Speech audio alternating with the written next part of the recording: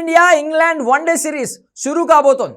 Champions ట్రోఫీకి ముందు చివరి సన్నాహక సిరీస్ కావడంతో ఇరు జట్లకు కీలకంగా మారింది ఈ సిరీస్.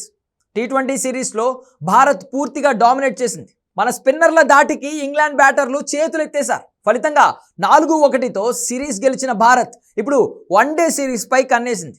మొదటి వన్డే నాగ్పూర్ వేదికగా జరిగిపోతుండగా పిచ్ ఎలా ఉంటుందన్న దానిపై సర్వత్రా ఆసక్తి నెలకొంది. నాగ్పూర్ పిచ్ బ్యాటర్లకు అనుకూలంగా ఉంటుందని అంచనా.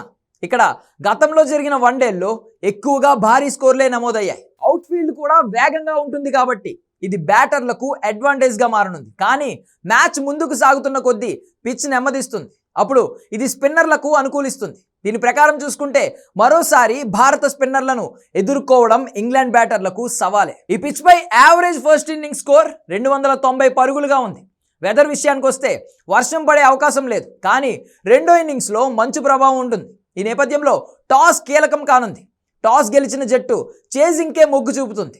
గత రికార్డులను చూస్తే ఇక్కడ 9 వన్డేల్లో 6 సార్లు చేజింగ్ టీమ్స్ విజయం సాధించాయి. ఈ గ్రౌండ్లో భారత్ అత్యధిక స్కోర్ నమోదు చేసింది. 2009లో ఆసీస్పై మన జట్టు 354 పరుగుల భారీ స్కోర్ సాధించింది. ఈ స్టేడియంలో స్టార్ బ్యాటర్ విరాట్ కోహ్లీ అద్భుతమైన రికార్డు ఉంది.